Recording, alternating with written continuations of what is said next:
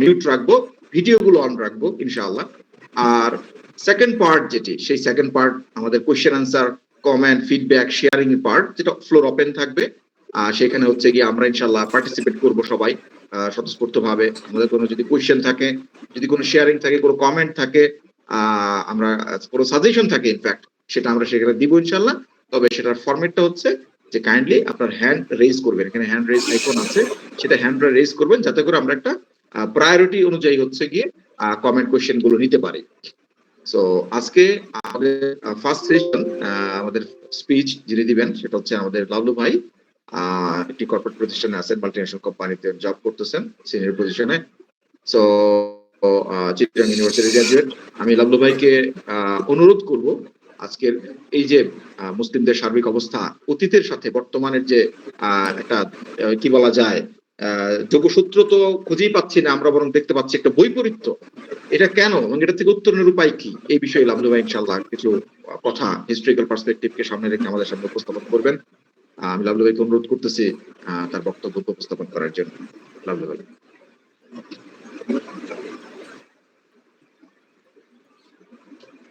জাযাকাল্লাহ মুশফিক ভাইকে আমাকে কিছু বলার সুযোগ দেওয়ার জন্য। আসসালামু আলাইকুম ব্রাদার্স। নাহমাদুহু ওয়া নুসাল্লি আলা রাসূলিহিল কারীম ওয়া আলা আলিহি ওয়া সাহবিহি আজমাইন। আউযু বিল্লাহি মিনাশ শাইতানির রাজীম। বিসমিল্লাহির রহমানির রহিম। রাব্বিশ ইশরাহ লি সাদরি ওয়া ইয়াসসির লি আমরি ওয়াহলুল উকদাতাম মিন লিসানি ইয়াফকাহু কওলি। আলহামদুলিল্লাহ, আল্লাহর কাছে অশেষ শুকরিয়া। আজকে 18 রমজান জুমার পরে আমরা এরকম একটা গুরুত্বপূর্ণ সেশনে একত্রিত হতে পেরেছি। আল্লাহ আমাদেরকে কবুল করেছেন সেজন্য। তো আজকের যে টপিকটা, যে রমজান মান্থ অফ ভিক্টরি, বিজয়ের মাস, এটা আসলে যখন আমি এটা নিয়ে স্পিচ রেডি করতেছিলাম, আসলে চিন্তা করতেছিলাম মানে আসলে কি বলবো, মানে এত পরিমাণ বিস্তর কথাবার্তা বলার সুযোগ আছে, এখানে আলোচনার সুযোগ আছে যে বলে শেষ করা যায় না। এটাকে সংক্ষেপ করে নিয়ে আসা, এটা আমার জন্য খুব কষ্টের বিষয় ছিল। এছাড়াও আমরা বাংলাদেশ নামক ভূখণ্ডে গত কয়েক বছর যাবৎ যেই ধরনের অবস্থা দেখতেছি মুসলমানদের, বা রিসেন্টলি এই রমজানেও কুফফারদের বা যারা কুফফারদের দালাল আছে তাদের যে ষড়যন্ত্রগুলো আমরা দেখতে পাচ্ছি, ইসলামের উপর ডিরেক্টলি, রমজানের উপর, ইফতারের উপর যে ডিরেক্ট অ্যাটাক গুলো আসছে, আমরা সেটা দেখতে পেয়েছি। তো যার কারণে আমাদের কাছে এই জিনিসটা নতুন কিছু না, মোটামুটি পরিষ্কার। তারপরেও আমরা আলোচনার মাধ্যমে কিছু বিষয় আমাদের মধ্যে ক্লিয়ার হওয়া দরকার এবং এটা থেকে কিছু সমাধান যাতে উঠে আসে, এই জন্যই আমাদের এই প্রচেষ্টা।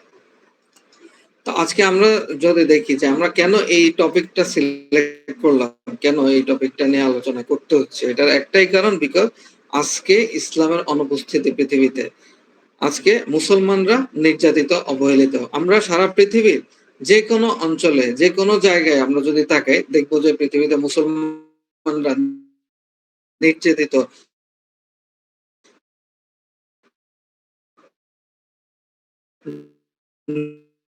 নিপীড়িত,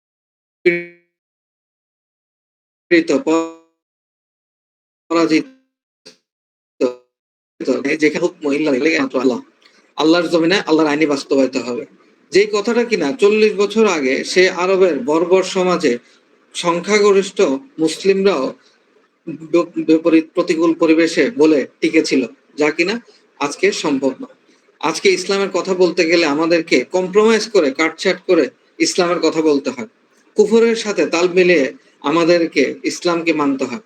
ইসলামের হুকুমগুলা পালন করতে হয় গোপনে, আর প্রকাশ্যে ইসলামিক শাসন ব্যবস্থা প্রতিষ্ঠা করার কথা বলা তো দূরের কথা, যে আসসালামু আলাইকুম বা আল্লাহ হাফেজ বলাকে যারা জঙ্গিবাদদের চিহ্ন হিসেবে দেখে, সেই ঢাকা ভার্সিটির ক্রিমিনোলজি ডিপার্টমেন্টের জিয়াউর রহমান নামের সেই ব্যক্তির মতো যারা আছে, তারা আমাদেরকে জঙ্গি হিসেবে ট্যাগ লাগিয়ে দিবে আমরা যদি ইসলামী শাসনের কথা বলি।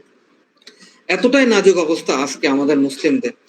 এই রমজানে আমরা দেখতে পেয়েছি যে আমাদের ভার্সিটির তরুণরা তাদের নিজস্ব স্বল্প কিছু জমাকৃত টাকা দিয়ে স্বল্প পরিসরে ভার্সিটির মধ্যে মুখরিত পরিবেশে প্রাণের বন্ধুরা একসাথে মিলে ইফতার করবে এবং সেই ইফতারের পূর্বে বা কোনো প্রোগ্রামের আগে কোরআন তেলাওয়াত করবে, এতটুকু জিনিসও তারা বরদাস্ত করেনি। এটার উপরও তারা নিষেধাজ্ঞা দিয়েছে, যেটার মধ্যে তারা হয়তো জঙ্গিবাদের গন্ধ পাচ্ছে। তাছাড়া আমরা তো দেখতেই পাচ্ছি গত 3 মাস ধরে ফিলিস্তিনে ইসরায়েলি বাহিনীদের যে বর্বরতা, কিভাবে তারা আন্তর্জাতিক যে আইন লঙ্ঘন করে বা বিভিন্ন ধরনের মানবাধিকার কর্মী প্রতিষ্ঠানগুলোকে বৃদ্ধাঙ্গুলে দেখিয়ে সকল ধরনের আইন অমান্য করে ইসরায়েল নামক এবং নেতানিয়াহু নামক কসাইয়ের হুকুমে কিভাবে নিরস্ত্র মুসলিমদের উপর, ছোট্ট শিশুদের উপর এবং নারীদের উপর তারা গোলাবর্ষণ করছে, তাদেরকে হত্যাযজ্ঞে মেতে উঠছে। গত 100 দিনে প্রায় 30,000-এর মতো শিশু এবং নারীদেরকে হত্যা করেছে, যে দৃশ্য অবর্ণনীয়, সেটা দেখার মতো না।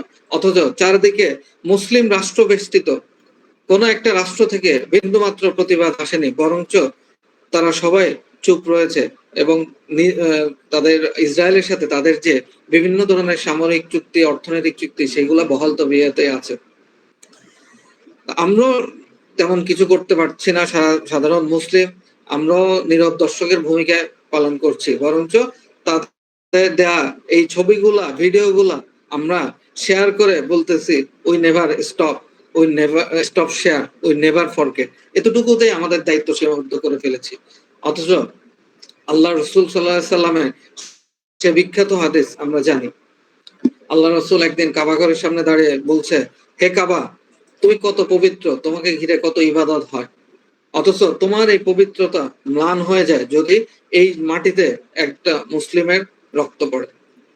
তাহলে দেখেন, আজকে কাবার চেয়ে পবিত্র সেই মুসলিমের রক্ত দিয়ে হোলি খেলতেছে সমগ্র বিশ্বে কুফফাররা।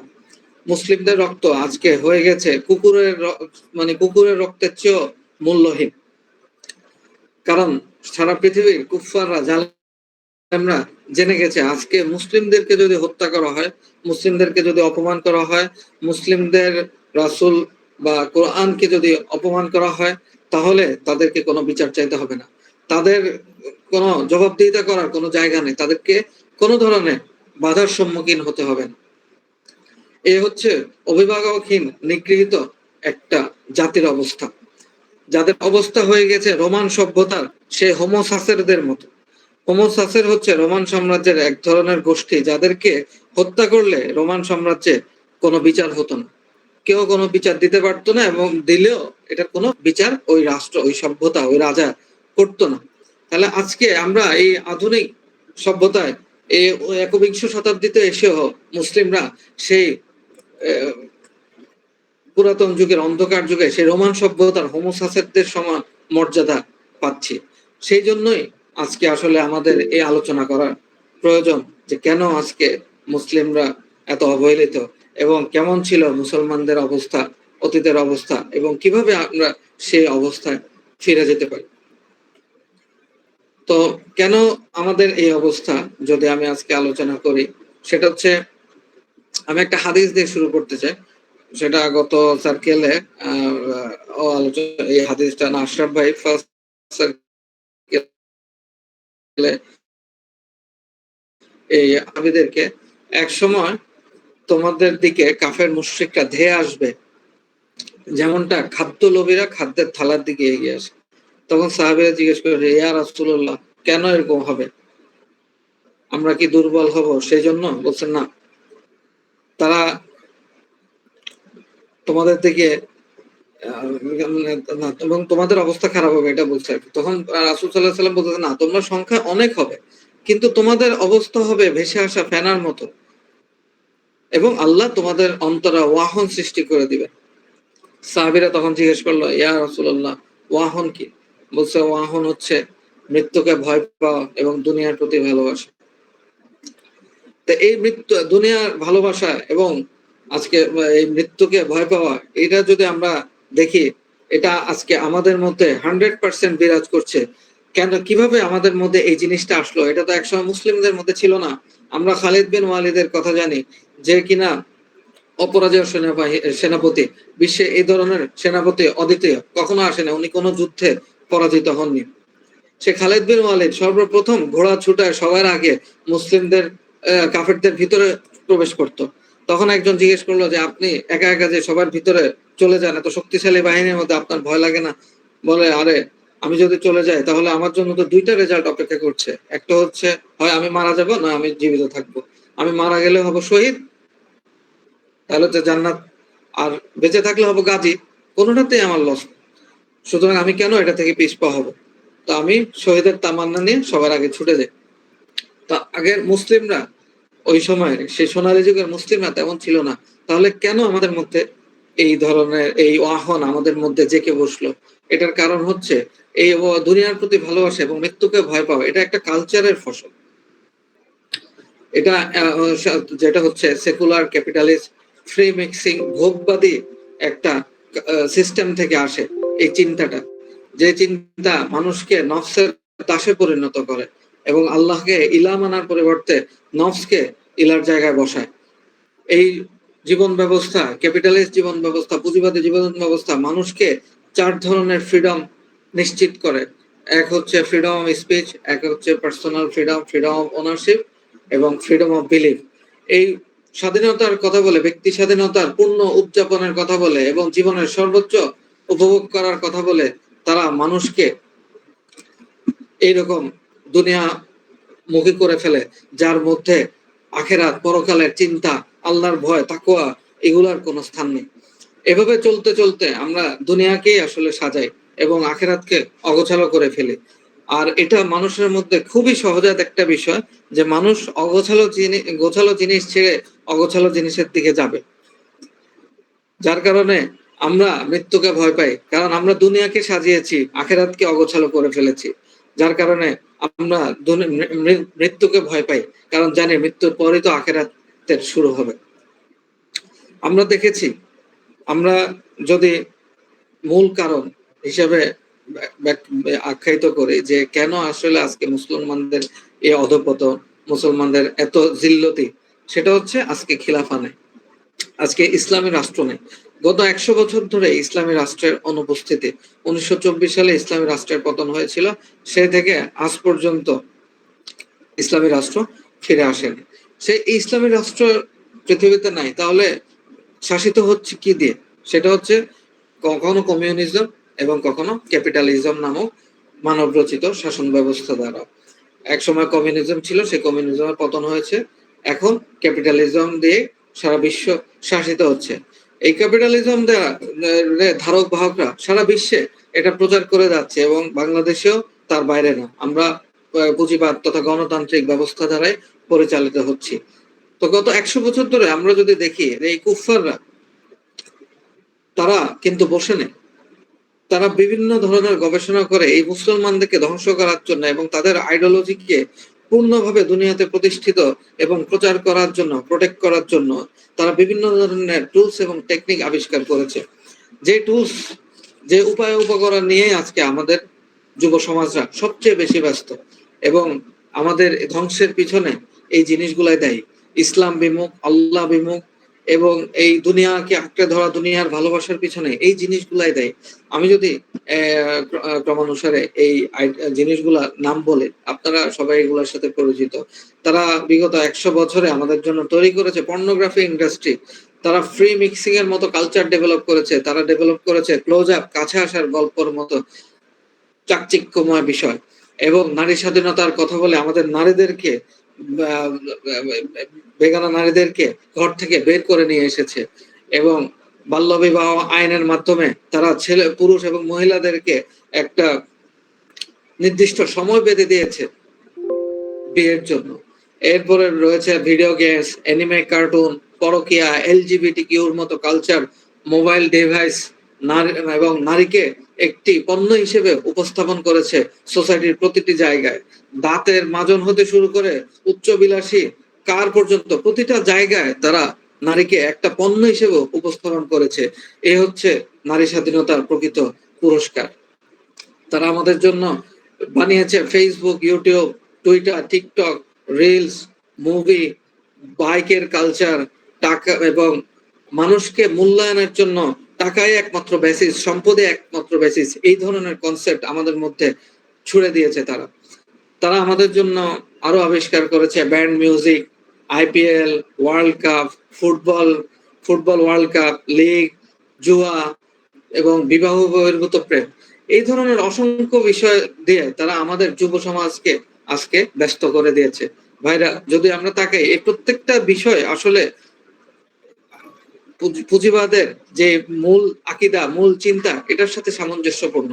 তারা তাদের ব্যক্তিগত জীবনকে উপভোগ করার জন্য তারা তাদের সর্বোচ্চ live life to the max, জীবনের সর্বোচ্চ উপভোগ করার জন্য এই সমস্ত টুলস গুলা ব্যবহার করে, এবং এই টুলস গুলাই তারা আমাদের মধ্যে, মুসলিম সমাজের মধ্যে ছড়িয়ে দিয়েছে, যাতে করে নগ্নতার প্রসার করা যায়।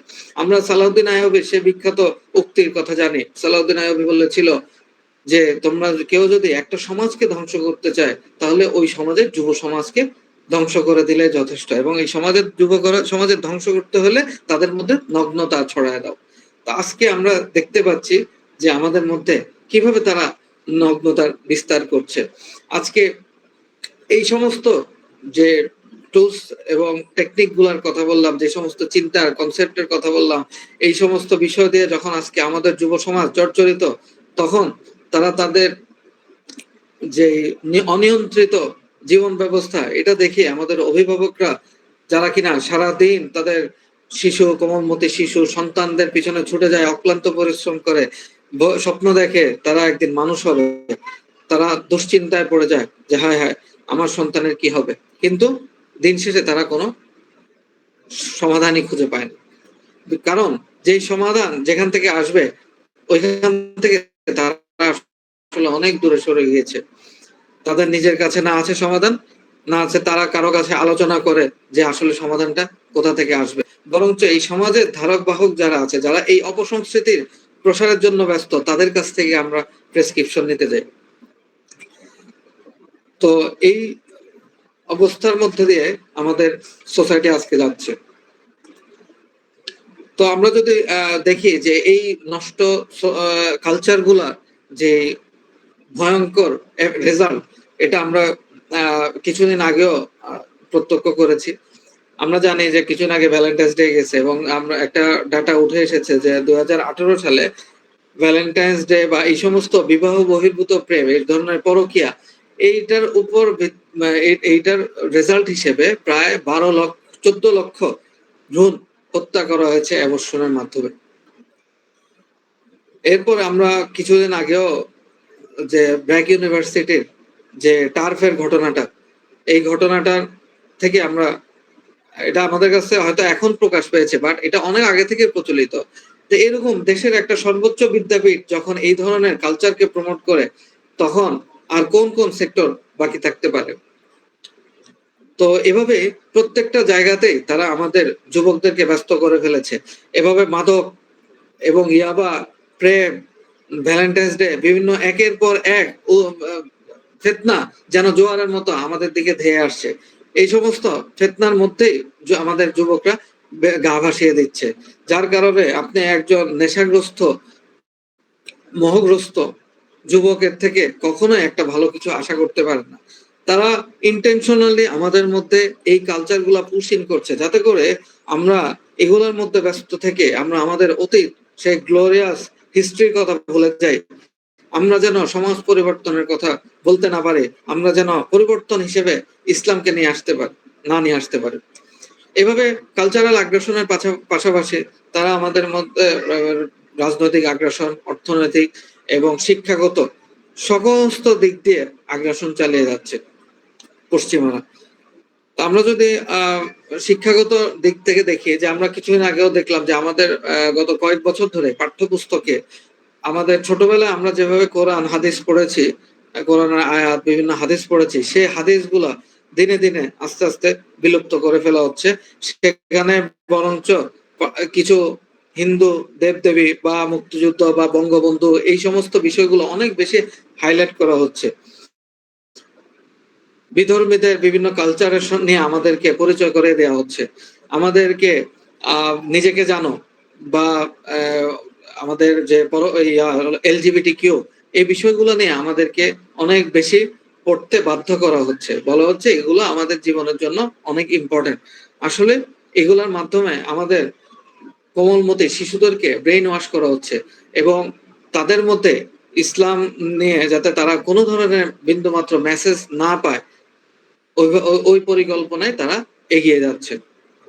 এরপরে আমরা যদি দেখি যে অর্থনৈতিকভাবে আমাদেরকে কিভাবে পর্যদস্ত করে রাখা হয়েছে, আমরা যদি এই 57টা মুসলিম জাতিরাষ্ট্র, যে রাষ্ট্রগুলার প্রত্যেকটা যে শাসক, এই শাসকগুলা পশ্চিমাদের দালাল শাসক, সবগুলাই তাদের মদতপুষ্ট শাসক।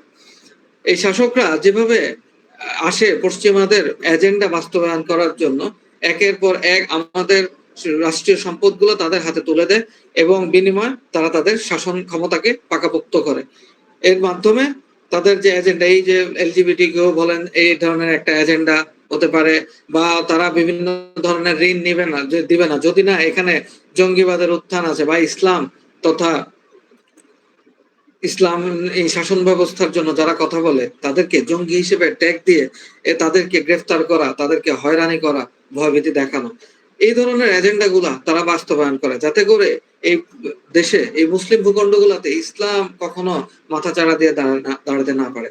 এই শাসন ব্যবস্থাগুলো, ইসলামী শাসন ব্যবস্থা যাতে আর কোনোদিন ফেরত আসতে না পারে। এভাবেই সমস্ত তারা তাদের সবগুলা চক্রান্ত করে যাচ্ছে আমাদেরকে থামানোর জন্য, ইসলামের উত্থানকে ঠেকানোর জন্য। আর আমাদের যুবকরা যারা একটা সমাজ পরিবর্তনের সবচেয়ে ভাইটাল অংশ, তারা ব্যস্ত হচ্ছে মাদক, মোবাইল, মেয়ে, ইয়াবা, এলজিবিটি কিউর মতো বিভিন্ন বিষয় নিয়ে। তো আমাদেরকে আল্লাহ সুবহানাহু ওয়া তাআলা বলেছিল যে এই আমি দিন নাজিল করেছি যাতে এই দিন অন্য সকল দিনের উপর বিজয় লাভ করে। অথচ আমরা কি করছি?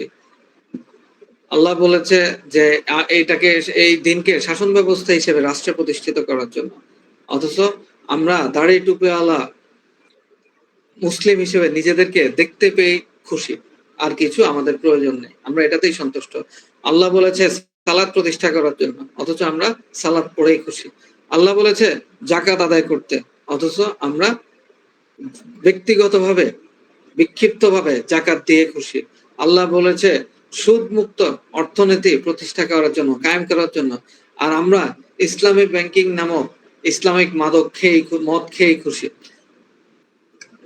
আমার পররাষ্ট্রনীতি হওয়ার কথা ছিল খলিফা হারুনুর রশিদের মতো, যে কিনা ইউএস এর উপর ট্যাক্স আরোপ করেছিল, অথচ আমরা ইউএস এর কৃতদাস বা গোলামি করেই খুশি। এভাবে শয়তানও আমাদের উপর খুশি হয়ে যাচ্ছে। তো এখন আমি আসি আজকের যে বিষয়টা, যে কেমন ছিল আমাদের অতীতের যে ভিক্টরিগুলা, বিজয়গুলা, কেমন ছিল আমাদের অতীতে মুসলমানদের বিজয়গুলো। আমি কয়েকটা ঘটনা শেয়ার করব, যদিও অসংখ্য ঘটনা আছে, এগুলো বলে শেষ করা যাবে না। তো সর্বপ্রথম যেটা মুশফিকে বললো শুরুতে, যে বদর বিজয়, গতকালকে 17 রমজান ছিল, আজকে 18 রমজান। তো বদর বিজয় এটা হচ্ছে কোরআনে রমজানের রোজার হুকুম আসার ঠিক কিছুদিন পরেই আসলে এই যুদ্ধটা সংঘটিত হয়েছিল। দ্বিতীয় হিজরি 624 খ্রিস্টাব্দ 17 রমজান এই যুদ্ধটা সংঘটিত হয়েছিল, যেই যুদ্ধ মুসলমানদের জন্য প্রথম যুদ্ধ। এবং চিন্তা করেন যে রোজা রেখে তারা যুদ্ধে অংশগ্রহণ করেছে, এটা তাদের জন্য অনেক বড় একটা পরীক্ষা ছিল, আমরা হয়তো এখন চিন্তা করতে পারতেছি না। এবং মুসলমান এবং কাফেরদের মধ্যে শক্তিটাও ছিল অসম। মুসলমানদের মাত্র 313 জন ছিল, আর কাফেররা ছিল 1000 জন। এবং মুসলমানদের অনলি 2টা ঘোড়া ছিল, যেখানে কাফেরদের ছিল 200টা ঘোড়া। মুসলমানদের 70টা উট ছিল, কাফেরদের ছিল প্রায় 1000টি উট। তারপরেও আল্লাহ সুবহানাহু ওয়া তাআলার ইচ্ছা মুসলমানরা এই যুদ্ধে বিজয় লাভ করে, এবং আল্লাহ সুবহানাহু ওয়া তাআলা স্বয়ং ফেরেশতা নাজিল করেছে, প্রায় 3000 ফেরেশতা আল্লাহ সুবহানাহু ওয়া তাআলা নাজিল করেছে। এবং আল্লাহ সূরা আলে ইমরান 123 নম্বর আয়াতে বলেছে, নিশ্চয় আল্লাহ তোমাদেরকে বদরের যুদ্ধে সাহায্য করেছেন, অথচ তোমরা ছিলে দুর্বল, কাজেই তোমরা আল্লাহকে ভয় করো যাতে তোমরা কৃতজ্ঞ হতে পারো। এর পরবর্তীতে বিজয়টা হচ্ছে মক্কা বিজয়, যে 8ম হিজরির 20 রমজানে যে রাসূল সাল্লাল্লাহু আলাইহি সাল্লাম মক্কা বিজয় করে, যেটাকে বলা হয় ফুরকান, মানে সত্য মিথ্যার প্রভেদকারী। যে রাসূল সাল্লাল্লাহু আলাইহি সাল্লাম যে মাত্র 140 জন মুসলিম নিয়ে হিজরত করেছিল, এত দুর্বল সে, যেখানে 50,000 জনগোষ্ঠী ছিল, মক্কাতে, তখন এই মক্কার কাফেররা তাদের উপর কি নির্যাতন চালিয়েছিল, এবং যারা মুসলমান ছিল অধিকাংশ ছিল দরিদ্র কৃতদাস গরিব লোকজন, এদেরকে কন্টিনিউ তারা স্লেজিং করতো, টিটকারি করতো, হ্যাঁ তোমরা পারস্য শাসন করবা, তোমরাই রোম শাসন করবা। অথচ আল্লাহ তার ওয়াদাকে সত্য করে দেখিয়েছে। মাত্র কত বছর, 12 আর 20 বছরের ব্যবধানে মুসলমানরা সেই মক্কাকে বিজয় করে ফেলেছে। তো সে ওই মক্কা বিজয়কে কেন্দ্র করে আল্লাহ সুবহানাহু ওয়া তাআলা সূরা বনী ইসরাঈলের 81 নম্বর আয়াত বলেছে, বলুন সত্য এসেছে এবং মিথ্যা বিলুপ্ত হয়েছে, নিশ্চয় মিথ্যা বিলুপ্ত হওয়ারই কথা ছিল। তো আল্লাহ মিথ্যাকে বিলুপ্ত করে দিয়েছে। এরপরে আমরা যদি দেখি যে রাসূলের ওফাতের ঠিক কিছুদিন পরে সাদ বিন আবি ওয়াক্কাসের নেতৃত্বে কাদেসিয়ার যুদ্ধ সংঘটিত হয়েছিল, যেটা কিনা পার্সিয়ানদের বিরুদ্ধে। সেই যুদ্ধ মুসলমানরা জয়লাভ করেছে, এবং এই যুদ্ধের মাধ্যমে আসলে মুসলমানরা সমগ্র পারস্য সাম্রাজ্য প্লাস রোমান সাম্রাজ্যে ভীতি তৈরি করতে পারে, মুসলমানদের ব্যাপারে ভীতি তৈরি হয় তাদের মধ্যে। কারণ এর আগে পার্সিয়ানরা এবং রোমানরা প্রায় 500 বছর বিভিন্ন বিষয় নিয়ে তারা যুদ্ধে লেগেই থাকতো, এবং মুসলমানরা কখনো চিন্তা করেনি এদের সাথে যুদ্ধ জয়লাভ করবে। তো এটা মুসলমানদের জন্য একটা অনেক বড় প্লাস পয়েন্ট ছিল, এবং ইসলামী রাষ্ট্রের প্রসারে সাহায্য করেছিল।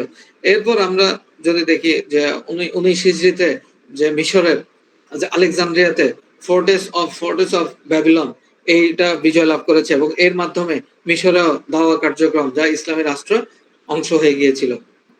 এরপর হচ্ছে 28 রমজান 93 হিজরি ব্যাটেল অফ আন্দালুস, যেটা স্পেনের বিজয়। আমরা জানি এই ঘটনাটা, যে তারেক বিন জিয়াদের ঘটনা। মাত্র 17 বছর বয়সে তারেক বিন জিয়াদ যে বিশাল বাহিনীর সেনাপতি হয়েছিল, এবং তৎকালীন যে ক্রুসেডারদের যে বাহিনী ছিল তাদের প্রধান ছিল রড্রিক। ওই রড্রিগের বাহিনীর প্রায় 1 লক্ষ বাহিনী, তাদের বিরুদ্ধে এই রমজান মাসে মুসলমানরা আল্লাহর সাহায্যের মাধ্যমে বিজয় লাভ করে, যেখানে মুসলমানরা ছিল অনলি 10 থেকে 12 হাজার সৈন্য। আর তারপরে এই স্পেন মুসলমানদের আন্ডারে ছিল প্রায় 750 বছর। আমরা যদি জিব্রাল্টারের কথা জানি, এই জিব্রাল্টার কিন্তু এই তারেক বিন জিয়াদের নামে, যেটাকে জাবাল তারিক বলা হয়, ওইখান থেকে জিব্রাল্টার নামকরণ আসছে। তো দেখেন 17 বছর বয়সে একজন মুসলিম সেনাপতি যে একটা ল্যান্ড বিজয় করেছে, অথচ আজকে 17 বছর বয়সে আমাদের যুবকদের সামাজিক স্বীকৃতিও নাই। 18 বছর বয়স হতে হয় যুবক হইতে হলে, হ্যাঁ। এবং তারা যদি কোনো অন্যায় করে, হ্যাঁ, তাহলে শিশু আইনে তাদের বিচার করা হয়, বা বাবা মা এটাকে আমলেই নিতে চায় না। আরে তো ছোট মানুষ, ভুল করে ফেলছে, এরকম ভুল আমরা ছোটবেলা অনেক করছি। চিন্তা করেন তাহলে কতটুকু পার্থক্য তাদের মধ্যে আর আমাদের মধ্যে। এরপরে আমরা যদি দেখি যে সিন্ধু বিজয় খলিফা হাজ্জাজ বিন ইউসুফ এই সিন্ধু অঞ্চল, এই অঞ্চলে ভারতীয় উপমহাদেশে যখন রাজা দাহিরের যে অত্যাচার, এই অত্যাচারকে কেন্দ্র করে এই দেশের অত্যাচারী জনগোষ্ঠী এই খলিফার কাছে চিঠি লেখে, এবং তার ভাতিজা মোহাম্মদ বিন কাসিম, যে মাত্র 19 বছর বয়সী ছিল, তাকে পাঠিয়ে দেয়। উনি এখানে মাকারান নামক জায়গা, যেটা এখন বর্তমানে করাচি, এখানে আসে এবং রাজা দাহিরকে পরাজিত করে এই দেশে ইসলাম প্রতিষ্ঠা করে। এরপর ষষ্ঠ রোজা, আচ্ছা, সিন্ধু বিজয়টা হয়েছিল 7ম রোজা 94 হিজরিতে। এরপর আমুরিয়ার যুদ্ধ যেটা আমরা জানি, যে মুতাসিম বিল্লাহ যে ঘটনাটা, যে আব্বাসীয় খলিফার সময় রোমান সম্রাট নভেল যে আব্বাসীয়দের সাথে যুদ্ধে লিপ্ত ছিল, এই একজন মুসলিম বোনের শ্লীলতাহানির প্রতিবাদে যে মুতাসিমা বলে চিৎকার করছিল, এবং তৎকালীন যে খলিফা মুতাসিম বিল্লাহ অনেক বড় একটা সৈন্যবাহিনী পাঠায়, এবং আমুরিয়ার যুদ্ধ সংঘটিত হয়, এবং রোমানদের একটা অঞ্চল তারা দখল করে নেয়। এরপর আমরা যদি দেখি যে 583 হিজরি 1187 খ্রিস্টাব্দে হিট্টিনের যুদ্ধ, যেটা সালাউদ্দিন আইয়ুবী জেরুজালেম অবমুক্ত করার যুদ্ধ, বিখ্যাত যুদ্ধ। এর আগে যেটা ক্রুসেডাররা এই ল্যান্ডটা প্রায় 90 বছর শাসন করে, এবং 90 বছরে প্রতিনিয়ত মুসলিমদেরকে হত্যা করে, আজকে যেভাবে ইহুদিরা হত্যা করছে সেভাবে 90 বছরে প্রায় 5 লক্ষ মুসলিমদেরকে তারা শহীদ করেছে। সেই সালাউদ্দিন আইয়ুবী এই ক্রুসেডারদের থেকে অবমুক্ত করে এই ফিলিস্তিনকে এই রমজান মাসে। এরপর আমরা জানি যে আইনুজ জালুতের যুদ্ধ, যে আইনুজ জালুতের যুদ্ধ সংঘটিত হয়েছিল 25শে রমজান 658 হিজরিতে। এটা ছিল চেঙ্গিস চেঙ্গিস খানের বর্বর বাহিনীর বিরুদ্ধে পর্যন্ত বাগদাদে বড় হত্যাযজ্ঞ চালায় এই চেঙ্গিস বাহিনী। এই চেঙ্গিস বাহিনী তৎকালীন যে খলিফা মুতাসিম বিল্লাহ তাকে সব জায়গা ধ্বংস করে দেয় এবং মুসলমানদের কোনো চিহ্ন রাখে না তারা। তখন মিশরের যে গভর্নর ছিল সাইফুদ্দিন আল কুতুস, উনি এই চেঙ্গিস খানের বাহিনীকে থামানোর জন্য পরিকল্পনা হাতে নেয় এবং রমজান মাসে তাদের বিরুদ্ধে জয়লাভ করেছে। এবং তিনি সর্বপ্রথম গান পাউডার, তখন সবেমাত্র গান পাউডার আবিষ্কার হয় এবং গান পাউডার ইউজ করে। এই গান পাউডার প্রচন্ড বিকট শব্দ হয়, বিস্ফোরণ ঘটায় এবং ঘোড়াকে ভয় পাওয়ানোর জন্য, ভয় দেখানোর জন্য উনি এটা ব্যবহার করেন। এভাবে অসংখ্য ঘটনা আছে। এরপর তুরের যুদ্ধ, অ্যান্টিওক জয়, বল্লাকার যুদ্ধ, এই জাল্লাকার যুদ্ধ, এই ধরনের অনেক যুদ্ধ আছে, এগুলো বলে শেষ করা যাবে না। তা আমি আমার আলোচনাকে খুব বেশি দীর্ঘায়িত করব না। তো এই বিজয়গুলা Islam throughout the Islamic history আমরা এই বিজয়গুলা দেখতে পাই। তো এই বিজয়গুলো তো রাষ্ট্রীয় পর্যায়ে বিজয়, কিন্তু আজকে এটা থেকে উৎসাহিত হয়ে শিক্ষা নিয়ে আমরা আমাদের ব্যক্তিগত জীবনে এই বিজয় শিক্ষাটা কিভাবে কাজে লাগাতে পারি, সেটা হচ্ছে আমরা এই রমজানকে এই বিজয়ের মাস হিসেবে চিন্তা করে আমরা আমাদের যে সমস্ত হ্যাবিট, আমাদের অভ্যাসের যে খারাপ দিকগুলো আছে, আমাদের সোশ্যাল লাইফের যে খারাপ দিকগুলো আছে, অসঙ্গতিগুলো আছে, মানুষের সাথে সোসাইটিতে মানুষের সাথে ইনভলভমেন্টের ক্ষেত্রে যে অসঙ্গতিগুলো আছে, যে বদ অভ্যাসগুলো আছে, আমাদের পার্সোনালিটির মধ্যে যে খারাপ বিষয়গুলো আছে, এগুলো চেঞ্জ করার মাধ্যমে আমরা আমাদের একটা বিজয় অর্জন করতে পারি, আমরা আমাদের মধ্যে এই পরিবর্তনগুলো নিয়ে আসতে পারি। তাছাড়া আমরা যদি আজকে চিন্তা করে যে আমাদের যুব বা পুরো সমাজ যেখানে হতাশায় ডুবে আছে, যে আমাদের কি আসলে কোনো ধরনের পরিবর্তন হবে না, আমাদের কি আসলে কোনোদিন বিজয় আসবে না, তাদের জন্য আমি একটু ইতিহাস নিয়ে একটু 2 মিনিট আলোচনা করতে চাই। আমি আমার আলোচনার প্রায় শেষ দিকে। 14 বছর আগে যে প্রি ইসলামিক আরব সমাজে অবস্থা কিন্তু বর্তমানে আমাদের অবস্থার মতো ছিল, আমাদের সমাজের মতো ছিল। এরকমই দুটি পরাশক্তি তখন ছিল, রোমান এবং পারস্য, যাদের গোলামি করত সারা দুনিয়া। এরপর আরবের বনু খুজা গোত্রের আমর বিন লুহাই নামে এক ব্যক্তি ছিল, যে কিনা শামের বাল দেবীর মূর্তির অনুকরণে হুবাল মূর্তি এনেছিল। ঠিক তেমনি এখনো আমাদের সমাজে একের পর এক ফিতনা, আর্ট, কালচার এবং মানবাধিকারের নামে আসছে। এরপরে কুসাই ইবনে কিলাব যেমন করে জাতীয়তাবাদের স্লোগান তুলে কাবার নিয়ন্ত্রণ কুরাইশদের অধীনে আনে, তেমনি প্রতিটি মুসলিম ভূখণ্ডে জাতীয়তাবাদের আবেগে খণ্ড খণ্ড করা হয়। অশ্লীলতা যখন তৎকালীন সময় অশ্লীলতা যেমন ঘর বাড়ি সেরে কাবা পর্যন্ত পৌঁছে গিয়েছিল এবং মানুষ নগ্ন হয়ে তাওয়াফ করত, ঠিক আজকেও আমাদের সমাজে নগ্নতা, অশ্লীলতা, বেহায়াপনা সমাজের প্রতিটি ঘরে ঘরে কোনায় কোনায় ছড়িয়ে গেছে। সে তখনকার দিনে যেমন বিধান বা আইন প্রণয়ন করত মক্কার শাসকরা দারুন নাদাওয়াতে বসে, তেমনটাই আজকেও আমাদের সংসদে বসে, পার্লামেন্টে বসে মানবরচিত আইন প্রণয়ন করা হচ্ছে। ঠিক ওই সময়ে আল্লাহ সুবহানাহু ওয়া তাআলা মানব যে সর্বকালের শ্রেষ্ঠ মানব মুহাম্মদ সাল্লাল্লাহু আলাইহি সাল্লামকে দুনিয়াতে প্রেরণ করে এবং তিনি নবুয়তের পূর্বে বিভিন্ন ধরনের সামাজিক আন্দোলন বা চ্যারিটি, এই সমস্ত কাজকর্মের মাধ্যমে সমাজের বিভিন্ন সমস্যাগুলো সমাধান করার চেষ্টা করেছিল এবং হিলফুল ফুজুল নামক সংগঠনও গঠন করেছিল, আমরা জানি। কিন্তু উনি দেখতে পারলো এগুলো আসলে তুলার বাঁধের মতো, এইসব দিয়ে আসলে এই সমস্যার সমাধান করা যাবে না। এরপর আল্লাহ সুবহানাহু ওয়া তাআলা যখন তাকে নবুয়ত দিল, এই নবুয়ত লাভের পর থেকে ওনার প্রতিটি পদক্ষেপে ছিল রাজনৈতিক, এবং উনি রাজনৈতিক ইসলামের জন্যই প্রতিটি পদক্ষেপ নিয়েছে এবং মূল মেসেজ ছিল কোনো বিধানদাতা নেই আল্লাহ ছাড়া, এটাই ছিল কালেমা। তো আজকে যদি আমরা আবার ইসলামের বিজয় তথা মুসলমানদের বিজয়ের কথা চিন্তা করি, তাহলে আমাদের সেই রাসূলের সিরাতটা আবার ভালো করে পড়া দরকার এবং সেটা মগজ দিয়ে চিন্তা করার দরকার, ইমোশন দিয়ে না, আমাদের মগজ দিয়ে চিন্তা করে এই সিরাত থেকে শিক্ষা নেওয়া দরকার, কিভাবে রাসূল কোন পদ্ধতি অনুসরণ করে ইসলামী রাষ্ট্র প্রতিষ্ঠা করে সারা বিশ্বে মক্কার সেই বর্বর জাতিকে পৃথিবীর শ্রেষ্ঠতম মানুষ হিসেবে শ্রেষ্ঠতম সভ্যতার উপর দিয়েছিল, যারা কিনা আজ পর্যন্ত সমানভাবে স্মরণীয় এবং সমাদৃত। আল্লাহ রাসূল সাল্লাল্লাহু আলাইহি সাল্লাম এবং তার সাহাবীরা কি পরিমাণ কষ্ট করেছে এটা বলে শুধু হুহু করে কাদার জন্য না, বরঞ্চ ওনাদের কর্মপদ্ধতি শেখার জন্য আমাদের সিরাত পড়া দরকার। ওনাদের ব্যক্তি চরিত্রে বিভিন্ন দিক হাইলাইট করে বারবার ওনাদের মতো কেউ আসবে না, এই ধরনের কথা বারবার রিপিট করার জন্য না, বরঞ্চ কোন আদর্শের ভিত্তিতে এই ধরনের লোকজন একত্রিত হয়েছিল এবং কোন আদর্শ তাদেরকে এই ধরনের পার্সোনালিটি তৈরি করেছিল, আমাদের ওই বিষয়গুলাই হাইলাইট করা দরকার। কারণ ব্যক্তি পূজা হচ্ছে এক ধরনের পৌত্তলিকতা। আমরা যদি আজকে সো কল্ড আন্দোলন যেভাবে চলছে দেশে, ইসলামিক আন্দোলন, ওভাবে আন্দোলন করতে থাকি, তাহলে এই ধরনের ব্যর্থ আন্দোলনে মানুষকে যুক্ত করে শুধুমাত্র যুবকদের উম্মার এবং সময় নষ্ট করা ছাড়া আর কোনো কাজেই আসবে না। আসুন আমরা আমাদের দিনকে বুঝি, আমরা রাসূলের সিরাতকে বুঝি, আমাদের সেই গৌরবময় ইতিহাসকে তুলে ফিরে আনার জন্য চেষ্টা করি, আমাদের ঘুম ভেঙে জেগে উঠি। এই বলে আমি আহ্বান ব্যক্ত করে আমি আমার বক্তব্য শেষ করছি। যা কিছু ভুল তা আমার পক্ষ থেকে, যা কিছু সঠিক তা আল্লাহর পক্ষ থেকে। আসসালামু আলাইকুম ওয়া রাহমাতুল্লাহ। ওয়ালাইকুম আসসালাম রহমতুল্লাহ বারাকাতুহ। জাযাকাল্লাহু খাইরান লাবলু ভাইকে তার অত্যন্ত বিশ্লেষণধর্মী বক্তব্য দেওয়ার জন্য। আমি জাস্ট লাবলু ভাইয়ের বক্তব্য থেকেই ছোট্ট করে আপনাদের জন্য ফ্লোর ওপেন করে দেওয়ার আগে ছোট্ট করে দুটা কথা বলতে চাচ্ছি। যে দেখেন, আল্লাহ সুবহানাহু ওয়া তাআলা সূরা বনী ইসরাঈলে যেটা বলেছেন, আউযু বিল্লাহি মিনাশ শাইতানির রাজীম,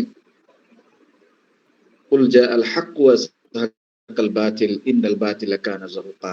বলুন, সত্য এসেছে, মিথ্যা বিলুপ্ত হয়েছে, আর মিথ্যা তো বিলুপ্ত হবারই। আল্লাহ তাআলা বলেছেন সত্য এসেছে, মিথ্যা বিলুপ্ত হয়েছে। সত্যটা হচ্ছে আল্লাহর দ্বীন ইসলাম, মিথ্যা বিলুপ্ত হবার। অথচ আমরা আজকে দেখতে পাচ্ছি মিথ্যার জয় জয়কার।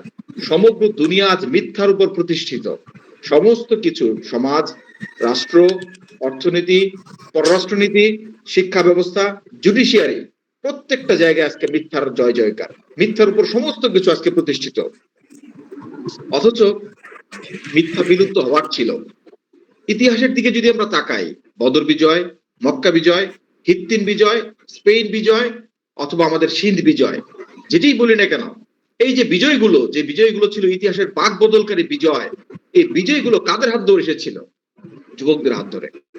এই বিজয়গুলো যে যুবকদের হাত ধরে এসেছিল, তারা কি আমাদের বৈশিষ্ট্যান্বিত ছিলেন, নাকি তারা ছিলেন সিনসিয়ার মুসলিম? তারা অবশ্যই ছিলেন সিনসিয়ার মুসলিম। তারা আজকে আমাদের মতন আইপিএল, বিপিএল অথবা হচ্ছে গিয়ে রিয়াল মাদ্রিদ, বার্সেলোনা নিয়ে ব্যস্ত ছিলেন না। তারা হচ্ছে ফেসবুক, ইউটিউবে অহেতুক সময় নষ্ট করতেন না। তারা আজকের যে যুব সমাজের অবক্ষয়ের জন্য যে সমস্ত কারণগুলো দায়ী, এই যে একটা ব্যাড প্র্যাকটিস, এই ব্যাড প্র্যাকটিসে তারা নিজেদের গা ভাষায় দেন নাই। ওই সিনসিয়ার যুবক যারা আসলে ইসলামী ছিলেন সিনসিয়ার, যারা আল্লাহ তাআলার সাথে তাদের কৃত ওয়াদার ব্যাপারে ছিলেন সৎ, তাদের হাত ধরেই মিথ্যা বিলুপ্ত হয়েছিল, তাদের হাত ধরেই সত্য প্রতিষ্ঠিত হয়েছিল। আজকে যদি আমাদেরকে সেই সত্যকে আবারও প্রতিষ্ঠিত করতে হয়, মিথ্যাকে বিলুপ্ত করতে হয়, যে মিথ্যা বিলুপ্ত হতেই হবে এবং আমাদের হাত ধরেই হতে হবে, তাহলে আমাদেরকেও আমাদের অতীতের সিনসিয়ার মুসলিমদের মতন, এবং খেয়াল করে দেখেন যাদের হাত ধরে যে বিজয়গুলো এসেছে তারা প্রত্যেকে যুবক ছিলেন। সালাউদ্দিন আইয়ুবী, মোহাম্মদ বিন কাসিম মাত্র 16 বছর বয়স ছিল, তারেক বিন জিয়াদ 21 বছর বয়স, বাকি কোথায় এসেছে 17 বছর বয়স ছিল। তারা প্রত্যেকে যুবক ছিলেন। আমরাও যুবক, আমাদের কারো কারো বয়স অনেক বেশি হয়ে গিয়েছে ইনফ্যাক্ট। তো আমাদেরকে, আমরা যদি সত্যি সিনসিয়ার হয়ে থেকে সত্যি যদি চাই আমাদের সেই হারানো অতীতকে, গৌরবোজ্জ্বল সময়গুলোকে ফিরিয়ে আনতে, তাহলে অবশ্যই আমাদেরকে সিনসিয়ার মুসলিম হইতে হবে। এই সিনসিয়ার মুসলিম হওয়ার অর্থ কিন্তু এটা নয় যে আমাদেরকে মানে কি বলা যায় ইতিকাফ করা শুরু করে দিতে হবে, সারাক্ষণ হচ্ছে নামাজ পড়তে হবে। হ্যাঁ, ইবাদতের ব্যাপারে সিনসিয়ার হইতে হবে, একই সাথে আল্লাহ তাআলার সমস্ত আহকামের ব্যাপারে সিনসিয়ার হইতে হবে, আল্লাহ তাআলার সমস্ত আদেশ এবং নিষেধের ব্যাপারে সিনসিয়ার হইতে হবে। আল্লাহ যেমন ভাই শুরুতে বলতেছিলেন, আল্লাহ বলেছেন আকিমুস সালাহ, আল্লাহ সালাত কায়েম করতে বলেছেন, আমরা সালাত আদায় করেই সন্তুষ্ট। ঠিক তেমনি আল্লাহ তাআলা কোরআনের মধ্যে বলেছেন আকিমুদ্দিন, তোমরা দিন কায়েম করো।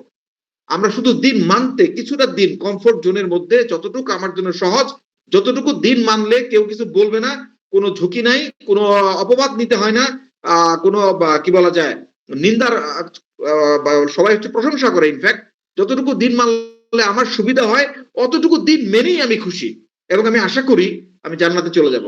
অথচ আল্লাহ আমাকে বলছিলেন তুমি দিন কায়েম করো, তুমি মিথ্যাকে বিলুপ্ত করো। জাস্ট আমিও জাস্ট ভাইয়ের সাথে ওই কথাটাই বলবো যে যদি আমাদেরকে সত্যিকার অর্থে আমরা যদি সেই অতীত কেবল অতীত স্মরণ করে চোখে পানি ফেলবো আর হচ্ছে আহ আহ করবো, এমন না, বরং আমরাও সত্যিকার অর্থে তাদের মতন ইতিহাসের ভাগ বদল করতে চাই, তাহলে আমাদেরকেও তাদের দেখানো পথে সাহাবীদের মতো করে দিনকে বুঝতে হবে এবং দিনকে ধারণ করতে হবে। আল্লাহ তাআলা আমাদেরকে তৌফিক দান করেন। আমাদের সেকেন্ড সেশন যেটি সেটি হচ্ছে যে question answer, comment, feedback, sharing. আপনারা যারা কমেন্ট করতে চান, কোশ্চেন করতে চান, শেয়ার করতে চান, জি হাত তুলে ইনশাআল্লাহ শেয়ার করবেন। যে জামান ফার্স্ট হাত তুলেছেন জামান।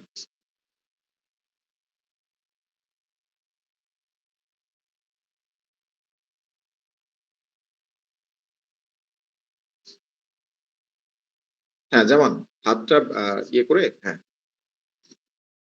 হ্যান্ড রেইজড অবস্থায় আছে। কানেকশন পাচ্ছে না।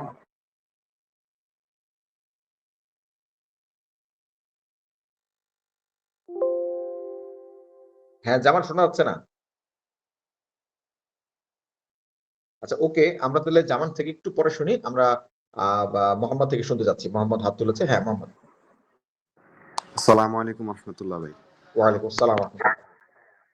আলহামদুলিল্লাহ ভাই, মানে জাযাকাল্লাহ খাইরান এত সুন্দর একটা বক্তব্য করার জন্য।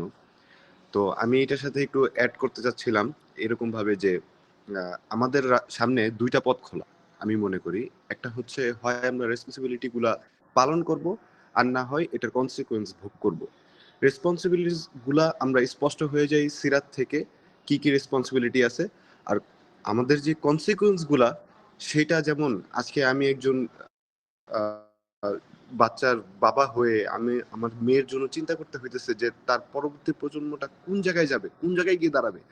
আমি সো কনসার্ন যে তাকে কিভাবে আমি একটা ভালো পরিবেশ দিব, কোথায় গেলে